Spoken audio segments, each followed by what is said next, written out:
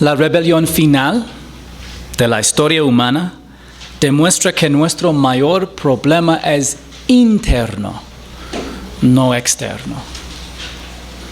Cuando la humanidad imagina la era dorada de la iluminación y la paz universal que se avecina, por lo general, Dios no forma parte de la imagen. Este es el principal problema del hombre. Quiere las bendiciones de Dios sin confiar en Él.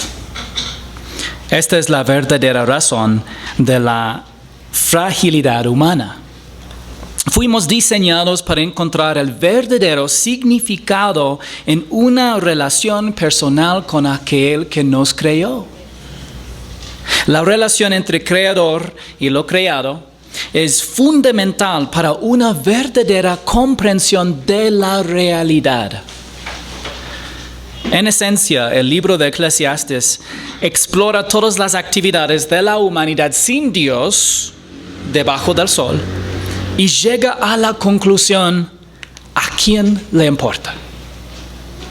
Sin una relación personal con Jesucristo, todas nuestras actividades carecen de sentido.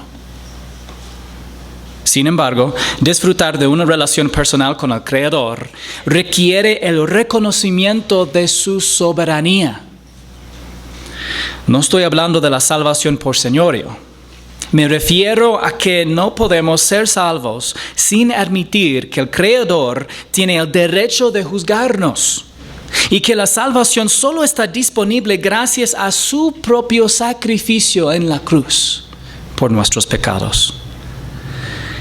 El milenio, que son los primeros 1000 años del reino eterno de Dios, responderá a varias preguntas importantes sobre la humanidad, Satanás y Dios. Si tuviéramos la misma oportunidad que Adán y Eva, ¿habríamos hecho algo diferente? No.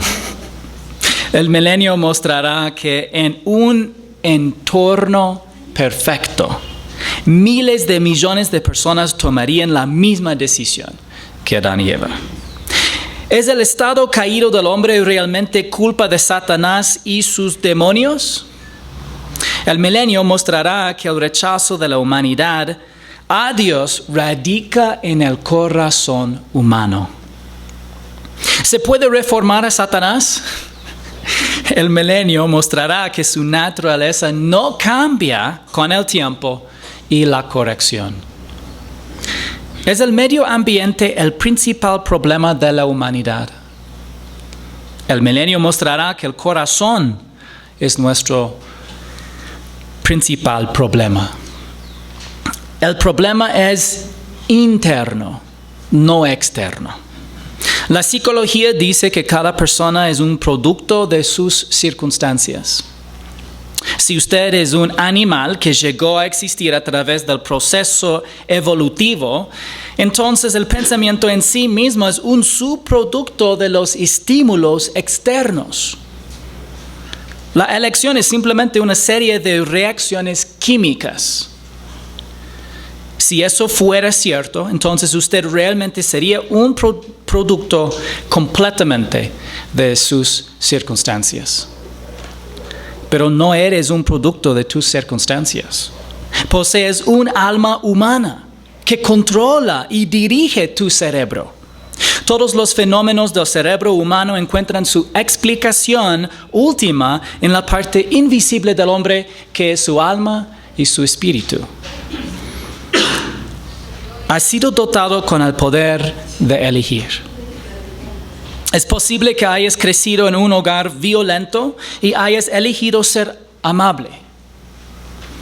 Algunas personas crecen en hogares amorosos y eligen ser violentas. Algunos criminales son incultos. Otros tienen títulos.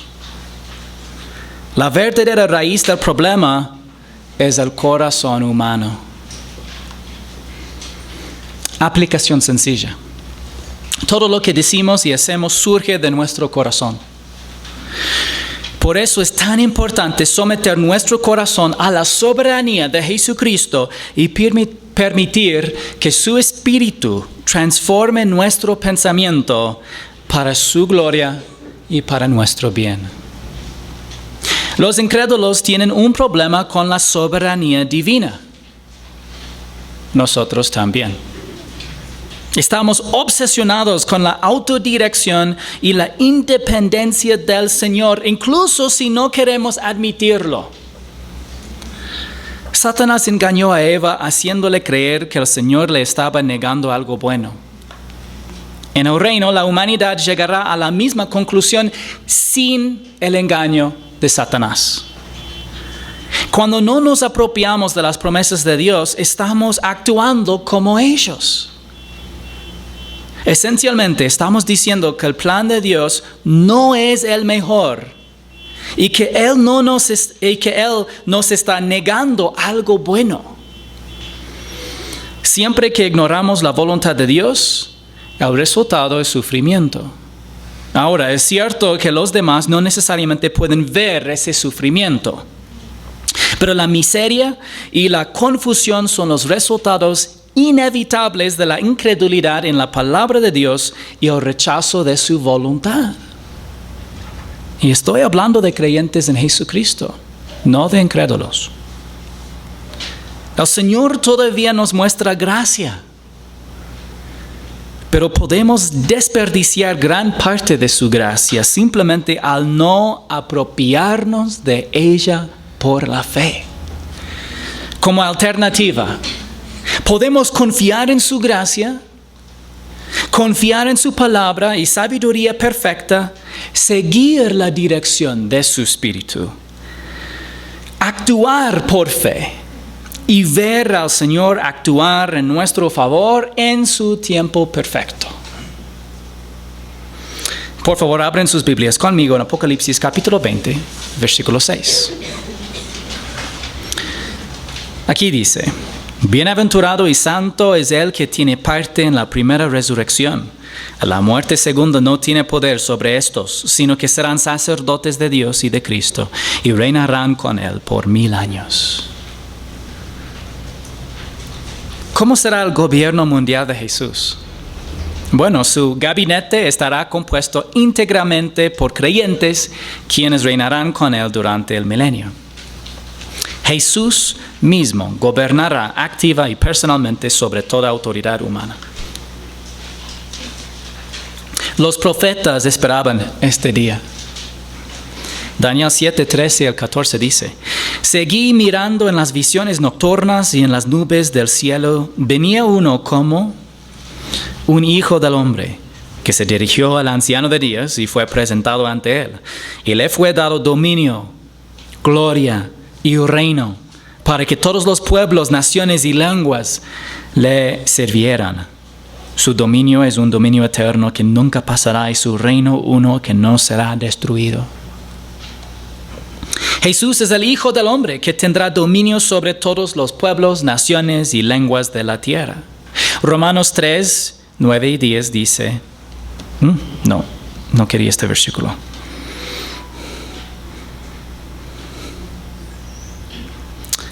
Es que salté, lastimosamente, un versículo que necesitamos. Oh, qué pena. ¿Dónde está? Está en Jeremías. Necesitamos este versículo, hermanos. Jeremías.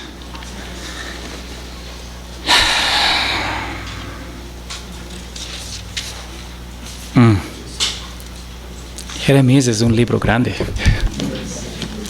¿Cuál?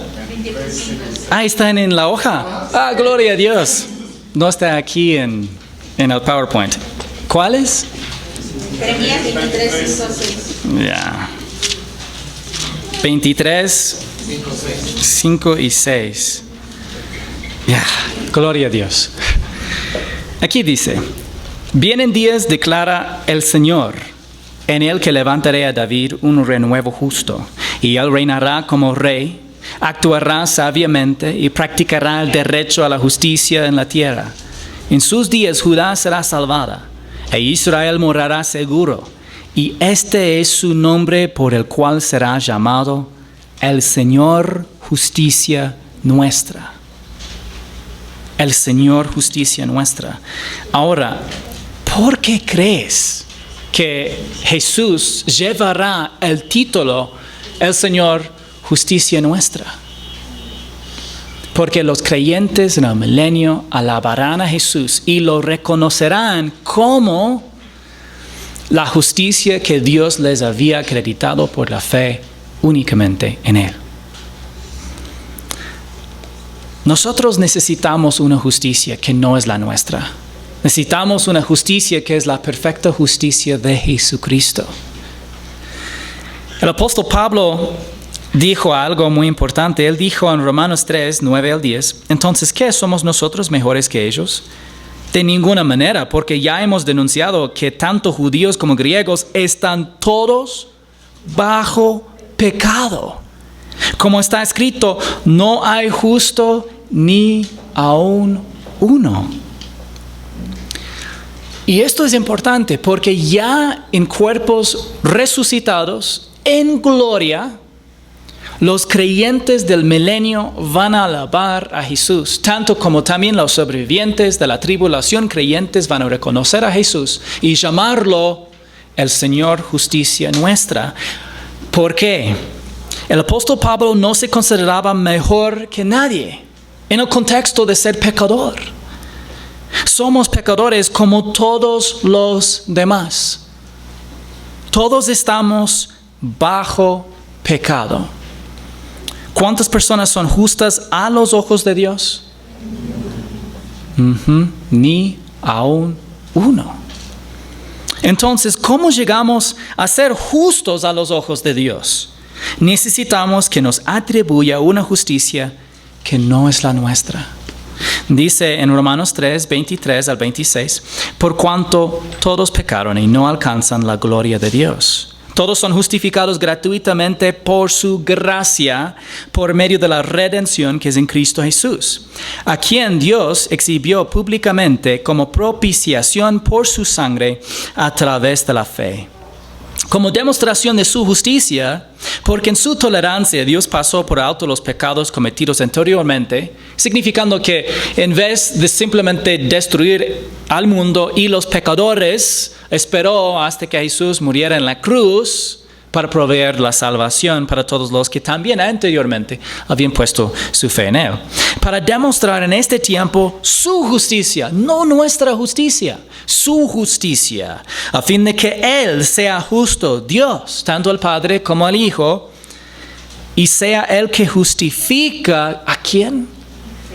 Al que tiene fe en Jesús. Por nuestros propios méritos somos simplemente pecadores que no hemos alcanzado la justicia perfecta de Dios. Pero Dios quiere declararnos justos como un regalo de su gracia. Todos son justificados gratuitamente. Toma cuenta cómo el apóstol Pablo ocupa los términos. Todos pecaron, pero todos los justificados solamente son justificados por su gracia. Por la sangre de Jesús, pero apropiada a través de la fe. Así siendo justificados cuando ponen su fe en Jesucristo. Dios quiere declararnos justos como un regalo de su gracia. ¿Puedes ganar o merecer la gracia? No puedes. De lo contrario, no sería gracia. Eso no significa que sea barata. A Jesús le costó muy caro. ¿Qué le costó? Le costó su vida. Tuvo que morir por nosotros. Él tuvo que intercambiar su propia vida por la nuestra. Tomó nuestros pecados sobre sí y murió como nuestro sustituto en la cruz. Eso es lo que hizo para redimir a la humanidad. Y nos apropiamos de esa redención cuando ponemos nuestra fe en Él. En ese momento somos salvos de la pena del pecado. Nacemos de nuevo como hijos de Dios. Nos convertimos en poseedores de la vida eterna. Somos perdonados judicialmente todos los pecados pasados, presentes y futuros, y somos declarados justos, revestidos de la justicia perfecta de Jesucristo.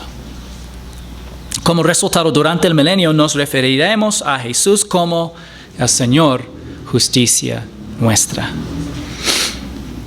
Zacarías 14:9 dice: el Señor será el Rey sobre toda la tierra. En aquel día el Señor será uno y uno su nombre. El Señor en hebreo es Yahweh, Jehová. Y es el mismo Señor Jesucristo que es el creador autoexistente del universo, el Dios de Israel. ¿Dónde se basará el gobierno de Jesús? Leemos en Isaías 2:2-4. Lo que vio Isaías, hijo de Amós, con relación a Judá y Jerusalén, acontecerá en los postreros días, que el monte de la casa del Señor será establecido como cabeza de los montes. Se alzará sobre los collados y confluirán a él todas las naciones. Vendrán muchos pueblos y dirán: vengan, subamos al monte del Señor, a la casa del Dios de Jacob, para que nos enseñe acerca de sus caminos y andemos en sus sendas. Porque de Sión saldrá la ley, y de Jerusalén la palabra del Señor. Él juzgará entre las naciones, y hará decisiones por muchos pueblos. Forjarán sus espadas en rejas de arado, y sus lanzas en podaderas. No alzará espada nación contra nación, ni se adiestrarán más para la guerra. Así habrá el reino de Jesús. Entonces Jerusalén y el templo milenario serán el centro del gobierno y la adoración de Jesús. Jesús prometió esto. Esa ciudad y ese templo descansarán en la cima de la nueva montaña más alta del mundo, al monte Sión, que se levantará en la tierra de Judá, en el centro de Israel. Entonces la topografía de la tierra habrá completamente diferente en el reino. Zacarías 8:3 dice así, dice el Señor: volveré a Sión y en medio de Jerusalén moraré. Y Jerusalén se llamará ciudad de la verdad, y el monte del Señor de los ejércitos, monte santo. Ezequiel 43:7. Y me dijo: hijo de hombre, este es el lugar de mi trono, el lugar de las plantas de mis pies, donde habitaré entre los israelitas para siempre. No parece que Jesús hará giras por la tierra para ver a la gente, sino que la gente hará peregrinaciones para ver y adorar a Jesús en Jerusalén, en el templo. Isaías 66:18 dice: pero yo conozco sus obras y sus pensamientos. Llegará el tiempo de juntar a todas las naciones y lenguas, y vendrán y verán mi gloria. Y sucederá que de luna nueva en luna nueva, y de día de reposo en día de reposo, todo mortal vendrá a postrarse delante de mí, dice el Señor. Entonces Jesús tomará a algunos gentiles para que sean sacerdotes en su templo. Los sacrificios se incorporarán nuevamente al culto en un lugar central, el templo de Jerusalén. Los sacrificios de animales funcionarán como un memorial de la cruz, similar a la Santa Cena, y posiblemente como parte de una purificación ritual. Sin embargo, los sacrificios que Ezequiel predijo para el templo del milenio son considerablemente diferentes a los sacrificios del sistema levítico original bajo la ley de Moisés. Es decir, habrá un sistema de sacrificios rituales completamente nuevos para el tiempo del milenio. Un análisis de esos sacrificios está fuera del alcance de nuestro estudio de hoy. Los habitantes de la tierra harán peregrinaciones rutinarias para adorar a Jesús en el templo de Jerusalén, en el monte Sión. De este templo fluirá un río que se extenderá hasta el Mar Muerto. Y puedes leer en casa Ezequiel 47 si le gustaría leer acerca de este río. Bajo la autoridad absoluta de Jesús, el reino tendrá dos ramas de gobierno: judío y gentil. Aquí tenemos un diagrama. Podemos ver el gobierno del milenio. Jesús como cabeza. Después, dos ramas de su gobierno: judío y gentil. Ahora, el gobierno judío será dirigido por el resucitado rey David. Ezequiel 34:24 dice: entonces yo, el Señor, seré su Dios, y mi siervo David será príncipe en medio de ellas. Yo, el Señor, he hablado. El rey David gobernará Israel durante el milenio. Los 12 apóstoles gobernarán bajo David.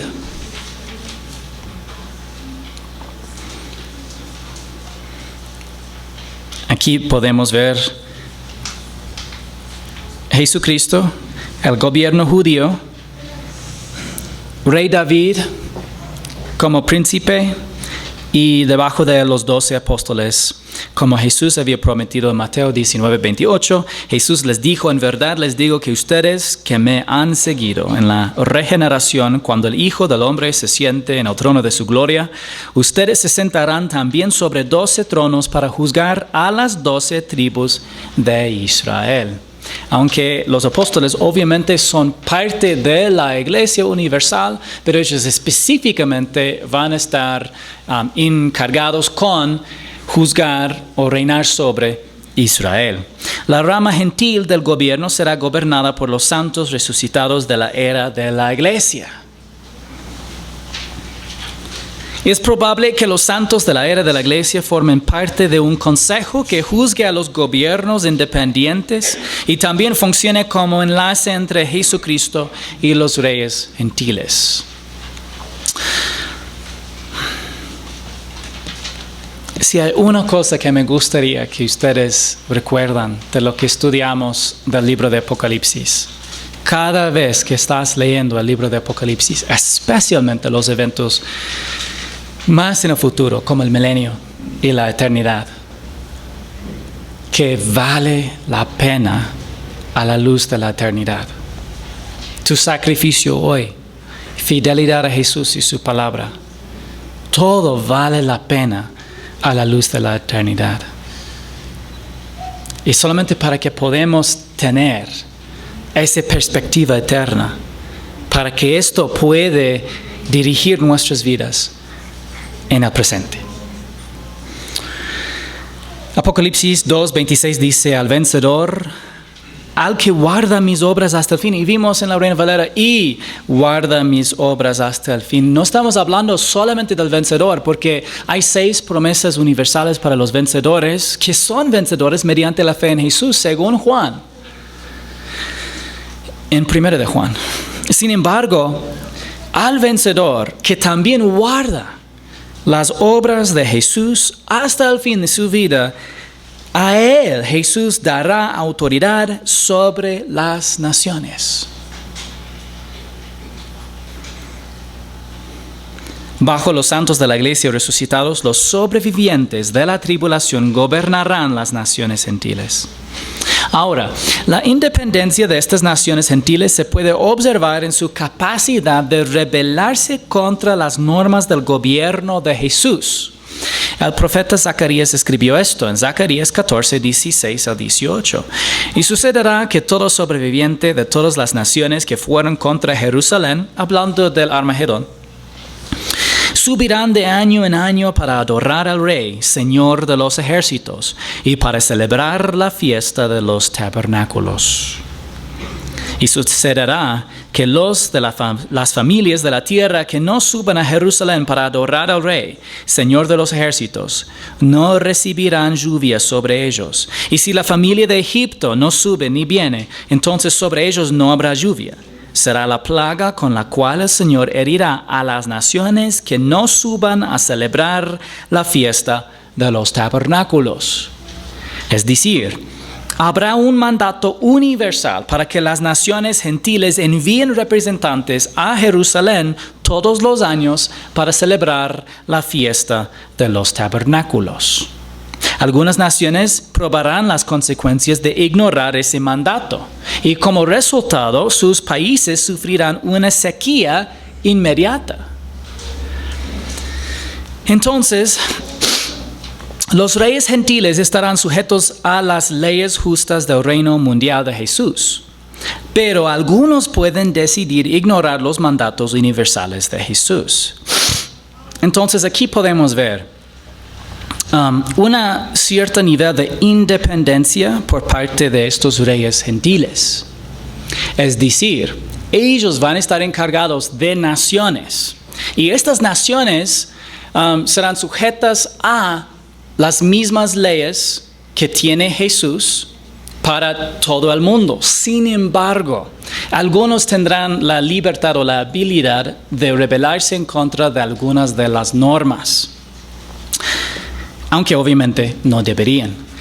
Obviamente en el comienzo del milenio, con la tierra solamente poblada por creyentes, esto no va a pasar en el comienzo, pero como veremos, llegando ya hasta el fin del milenio, habrá más rebelión por parte de las naciones. Originalmente todos los reyes gentiles serán creyentes, pero ellos tendrán hijos y ellos mismos serán hombres, mujeres naturales, no transformados, no en cuerpos de gloria, porque ellos sobrevivieron la tribulación y entraron como gente normal en el milenio, todavía con la naturaleza pecaminosa, pero todos creyentes. Pero tendrán hijos que serán incrédulos. Entonces ve también esto, que hay una distinción.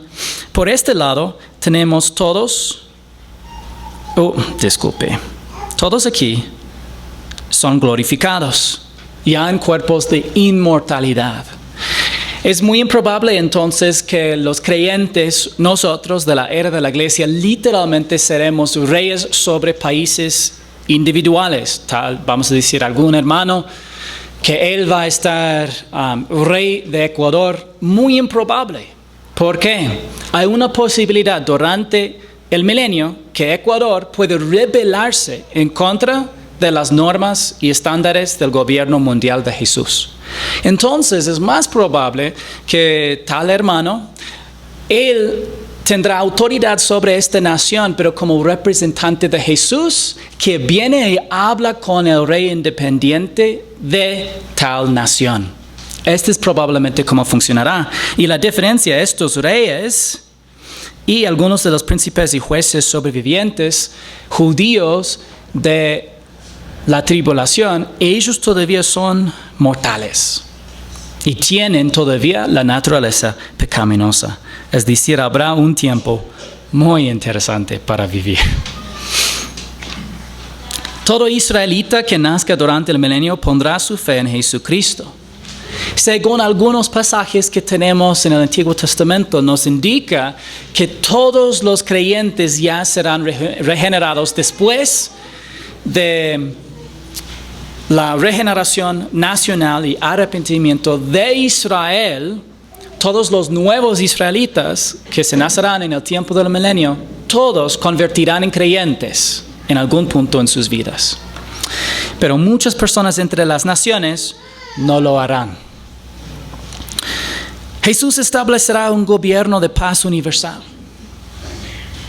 El mundo será tan seguro que hasta los animales salvajes perderán su ferocidad y todos conocerán al Señor. Los creyentes resucitados y glorificados de todas las épocas de la historia humana darán testimonio de la verdad. Entonces, ¿cómo seguirán siendo incrédulos las personas durante el milenio? Es importante recordar que la fe bíblica no es simplemente la aceptación mental de ciertos hechos, sino la confianza en una persona.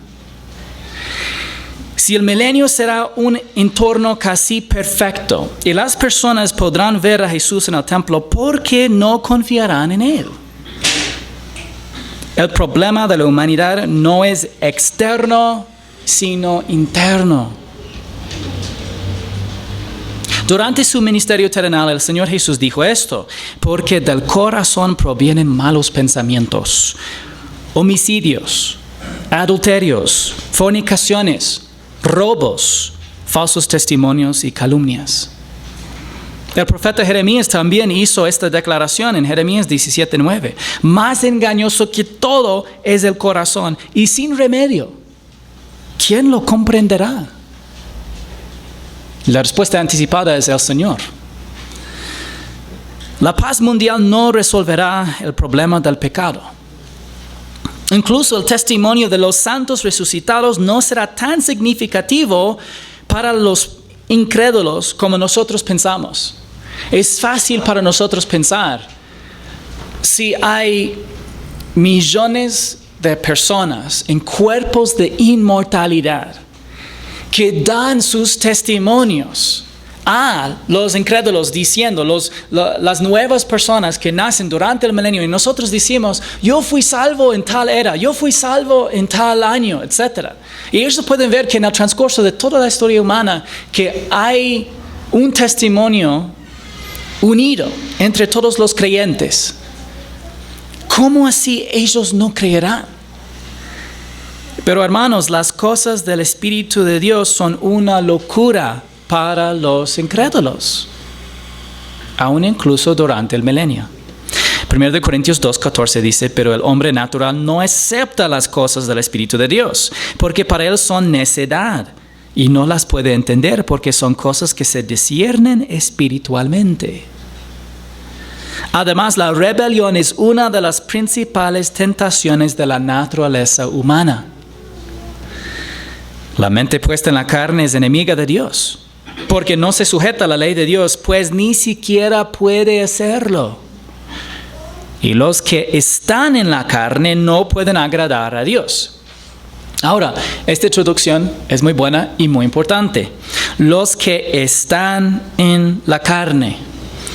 La naturaleza pecaminosa es interiormente egocéntrica y rebelde hacia Dios. En este contexto de Romanos, en la carne no se refiere al cuerpo humano, sino a la naturaleza pecaminosa. A diferencia de los creyentes, los incrédulos aún son vistos en sus pecados.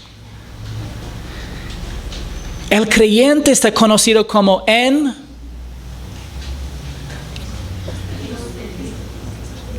Cristo. Muy bien. Escuché a algunos decir, en Cristo. El creyente es visto por el Padre como en Cristo. Y como Cristo no tiene pecado, nosotros tampoco a los ojos del Padre judicialmente. Obviamente Él todavía ve nuestros errores en un sentido de comunión y nuestra relación con Él. Pero judicialmente, nosotros ya no estamos vistos en nuestros pecados. Pero los incrédulos sí. Es por eso que los incrédulos serán identificados como pecadores en el milenio, como vimos la semana pasada en Isaías 65:20. No habrá más ahí niño que muera de pocos días, ni viejo que sus días no cumpla, porque el niño morirá de 100 años y el pecador de 100 años será maldito. No es que esos hombres y mujeres serán especialmente pecadores. También la ley de Cristo de verdad será muy dura para que la gente, para que está muy limitada la expresión de violencia. Es la razón que ni habrá guerra en el tiempo del milenio. En realidad todos somos pecadores. Pero los incrédulos que nazcan durante el milenio seguirán identificados con su pecado porque rechazan la obra terminada de Jesucristo en la cruz. La única forma de ya no ser vistos como pecadores es de aceptar la segunda mitad del gran intercambio. Jesús ya recibió nuestros pecados en la cruz. Ya murió por todos. Pero no todos son atribuidos su justicia, porque solamente se atribuye su justicia cuando ponemos nuestra fe en Él. Entonces muchos incrédulos, aunque sus pecados ya eran derramados sobre Jesús en la cruz, no han recibido su justicia, tampoco han sido perdonados. Y por esta razón ellos todavía son vistos como pecadores. Al final de los 1000 años probablemente habrá miles de millones de incrédulos viviendo en el mundo. Ahora, ¿cómo terminará el milenio? Dice en Apocalipsis 20, versículos 7 y 8. Cuando los 1000 años se cumplan, Satanás será soltado de su prisión y saldrá a engañar a las naciones que están en los 4 extremos de la tierra, a Gog y a Magog, a fin de reunirlas para la batalla. El número de ellas es como la arena del mar. Porque el Señor librará a Satanás. Jesús librará a Satanás por algunas razones. Las acciones de Satanás demostrarán que 1000 años en prisión no cambiarán su naturaleza. Eso es una cosa importante. Otra razón, el engaño que Satanás ejerce sobre las naciones revelará la condición espiritual de las personas.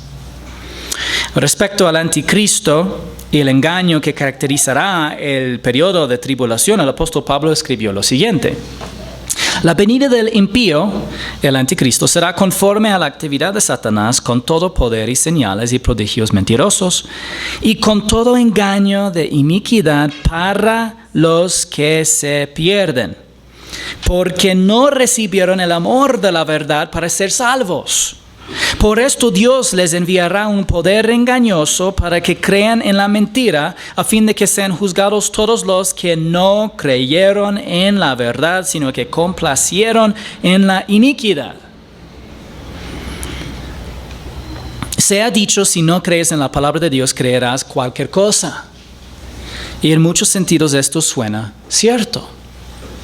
Porque lo que pasará, las personas de las naciones estarán ya listas para aceptar el engaño de Satanás solamente porque ya han rechazado el testimonio de Jesucristo y los creyentes en la tierra. Los incrédulos del reino ya habrán rechazado la verdad. Como resultado, sus corazones estarán preparados para aceptar las mentiras de Satanás. Recuerde que bajo el gobierno de Jesús las naciones se someterán a su autoridad por obligación. Dice en Apocalipsis 2, 26 y 27, al vencedor, al que guarda mis obras hasta el fin, le daré autoridad sobre las naciones. ¿Y cómo describe esa autoridad que tendrán los creyentes fieles en Jesús? Dice, las regirá con vara de hierro.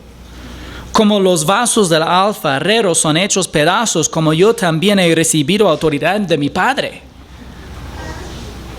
Entonces significa que habrá una autoridad verdadera, pero también una autoridad ejercitada.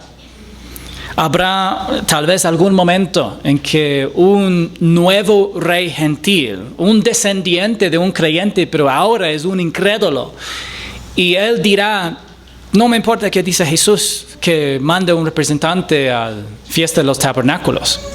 Y el creyente, que es representante de Jesús, un creyente fiel, resucitado y premiado, con autoridad lo dirá, tú sabes que Jesús te va a enviar una sequía si tú no vayas. Dice, no me importa. Y no sé qué consecuencias aparte de la sequía habrá, pero aparentemente ocupará la autoridad, pero con vara de hierro, significa fuerza. O una autoridad dura. Por medio de miembros fieles de la iglesia, resucitados y recompensados, Jesús gobernará las naciones gentiles en una autocracia justa. No habrá una democracia. A medida que la población de incrédulos crezca a lo largo del milenio, es probable que cada vez se sientan más resentidos con el reino de Jesús. Ahora, recordamos que no tendrán razón de resentir a Jesús porque Él será un rey perfecto.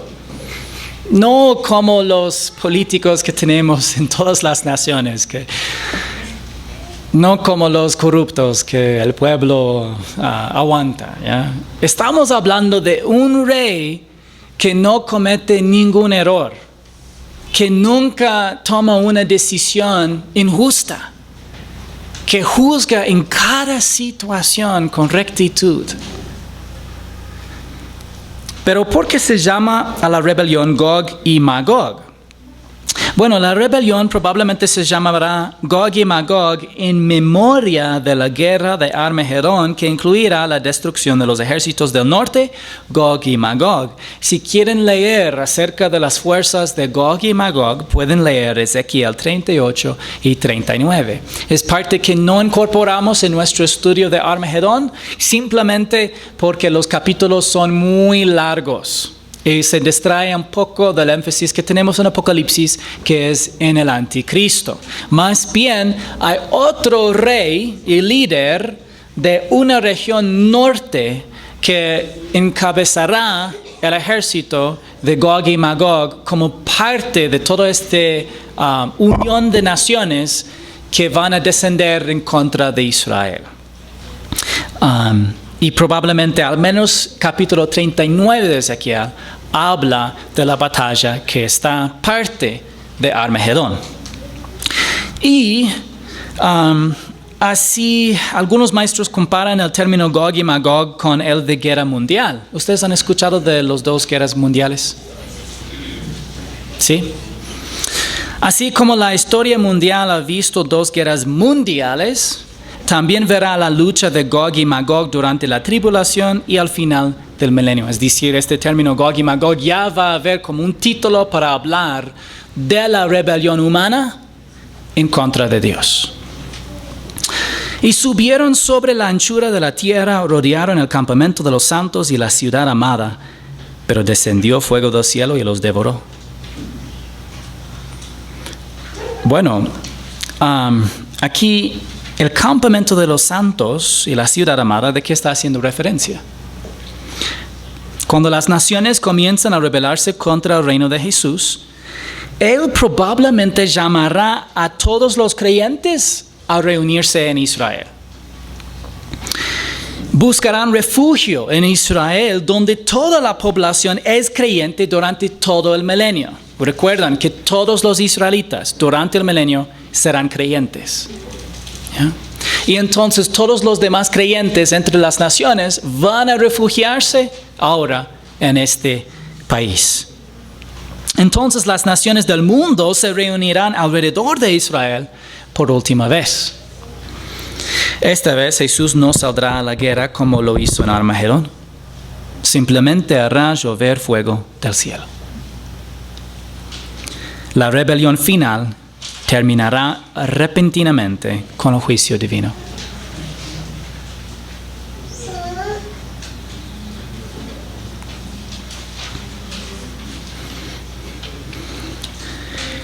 Ahora, ¿cómo pueden estos acontecimientos futuros tener un impacto en nuestra manera de pensar? Desde el punto de vista que ocupamos en la historia humana, nos sorprende la dureza de corazón de la gente en el reino, ¿sí o no? También nos sorprende la dureza de corazón de los habitantes de la tierra durante la tribulación. Pero tenemos el mismo problema. Nuestro problema es interno, no externo. No seríamos felices si tuviéramos la casa, la tierra, el auto, la ropa, los amigos, el trabajo o la educación que queremos. No nos daría contentamiento. No necesariamente confiáramos más en Jesús si pudiéramos verlo. Los discípulos vivieron con Jesús durante 3 años y medio y a menudo no confiaron en Él. Y nosotros vimos en nuestro estudio de la vida de Cristo que Él incluso resucitó a los muertos temprano en su ministerio. El hijo de la viuda de Naín, sí. Se resucitó, Jesús lo resucitó temprano en su ministerio. Era antes que la mitad de su ministerio público. Y a menudo pensamos, no, solamente era cuando resucitó a Lázaro. Es la verdad que allá fue el milagro tal vez más en el fin público e impactante para Jerusalén, justo antes de su entrada triunfal. Pero los discípulos ya vieron a las obras de Jesús, sus milagros más impresionantes, y todavía a menudo dejaron de confiar en Él, tal como hacemos nosotros. El verdadero problema no son nuestras circunstancias, sino nuestra respuesta a la palabra y la voluntad de Dios. El autor de Hebreos escribió a los creyentes en Judá, en Hebreos 3, 12 y 13, tengan cuidado, hermanos, no sea que en alguno de ustedes haya un corazón malo de incredulidad para apartarse del Dios vivo. Antes exhórtense los unos a los otros cada día mientras todavía se dice hoy. No sea que alguno de ustedes sea endurecido por el engaño del pecado. ¿Es posible que un hermano tenga un corazón incrédulo? Sí, un corazón de incredulidad puede tener un creyente. ¿Y por qué? La voluntad de Dios es mucho más que solamente sea rescatado del infierno. Y en cualquier momento que nosotros decidimos no confiar en la promesa o voluntad del Señor, estamos expresando incredulidad que surge de nuestro corazón.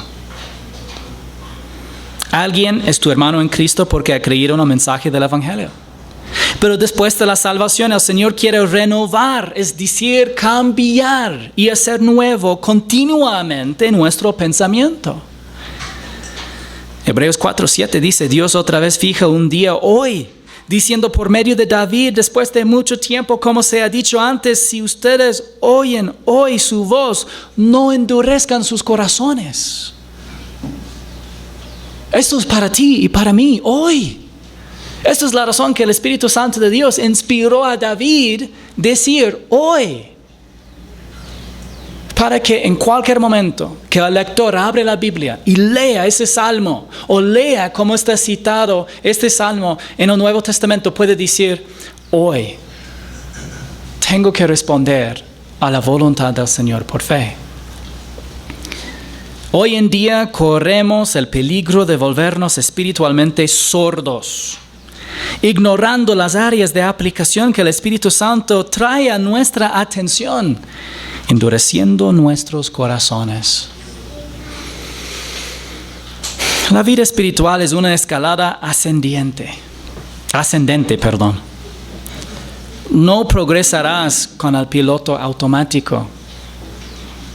Así como subir una colina empinada requiere estar en marcha primera, en la vida espiritual debes mantenerte concentrado en Jesucristo y actuar con fe en la voluntad expresada de Dios. Cuando digo voluntad expresada, me refiero a lo que Él dice directamente en su palabra. ¿Hay algo en tu vida? Entonces quiero 100% de su atención. 100% de su atención. ¿Hay algo en tu vida que el Espíritu Santo te haya convencido de que necesitas cambiar? ¿Estás respondiendo con fe a esa guía del Espíritu Santo o estás ignorando su dirección? Ahora, para que saben, la primera pregunta, la respuesta es que sí. Y si tu respuesta fue que no, es porque ya estás endurecido. Si tú crees que el Espíritu Santo no te está indicando nada para cambiar en tu vida, estás dormido aquí hoy. No literalmente. ¿Estás respondiendo con fe a ese guía del Espíritu Santo o estás ignorando su dirección? Ahora, puede ver la respuesta que sí o puede ser que no.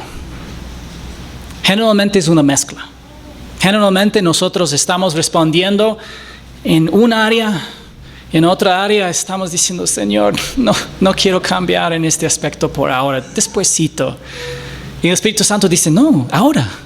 Tú dices, bueno, voy a imaginar que no escuché eso y voy a aplicar esta verdad por acá. Pero el Señor quiere nuestro corazón. Y si Él tiene nuestro corazón, Él tiene todo lo demás. Quiero darles unos ejemplos. El Espíritu Santo puede estar convenciéndote que necesitas permanecer en dependencia activa en Cristo. Porque tal vez ni estás pensando en Cristo durante el día. Quiere que preguntas a otros creyentes sobre sus pruebas para que puedas orar por ellos. Yo sé que esto es difícil, hermanos. La última vez que tuvimos una prédica y les exhorté en este asunto,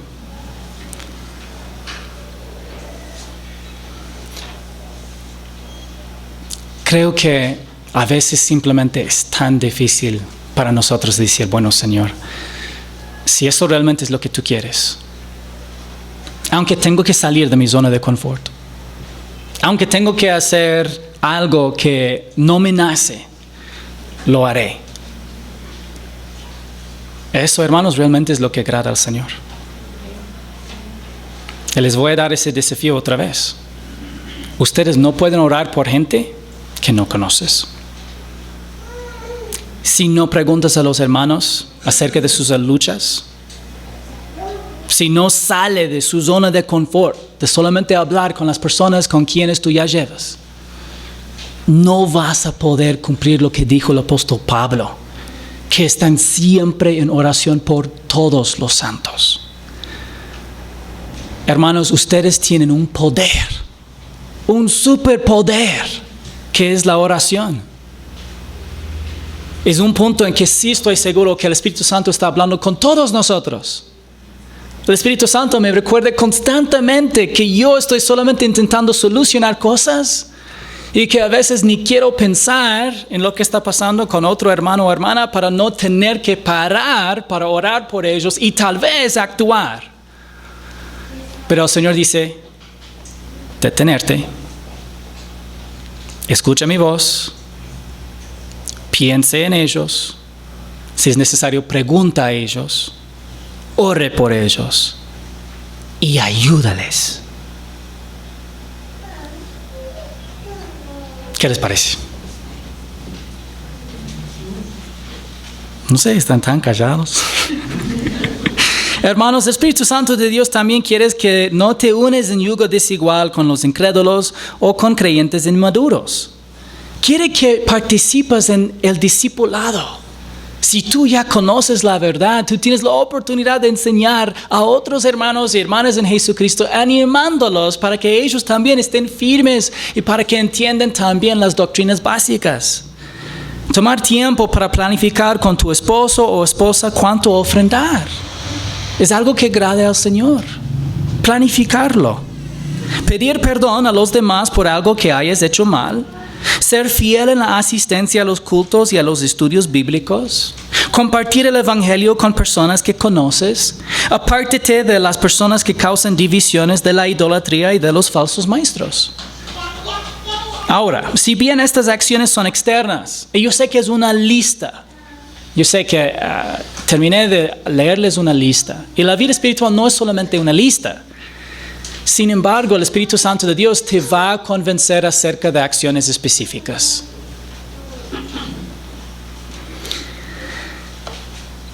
Estas acciones externas reflejan lo que sucede en tu corazón. Proverbios 4:23 dice, con toda diligencia guarda tu corazón porque de él brotan los manantiales de la vida. Aunque el corazón humano es engañoso, también puede ser transformado por la palabra de Dios. El Señor quiere transformar los motivos y deseos de tu corazón. No endurecer tu corazón significa no poner tu corazón en la autodirección. No endurecer tu corazón significa someterte a la soberanía de Jesucristo y permitir que el Espíritu cambie tu manera de pensar. Cada vez que respondes a la voluntad de Dios con fe, actuando conforme a su palabra, tu corazón se ablanda y refleja un poco más el corazón de Cristo. Hay mucho que no sabemos sobre el milenio, pero lo que el Espíritu Santo ha inspirado a los autores de las Escrituras a registrar nos da una idea de un reino magnífico y también del fracaso final de la humanidad. Pero la historia no termina ahí. Y si Dios permite, veremos más de las últimas cosas de la historia humana en 2 semanas. La rebelión final de la historia humana demuestra que nuestro mayor problema es interno, no externo. Y todo lo que decimos y hacemos surge de nuestro corazón, y es por eso tan importante someter nuestro corazón a la soberanía de Jesucristo y permitir que su Espíritu transforme nuestro pensamiento para su gloria y nuestro bien.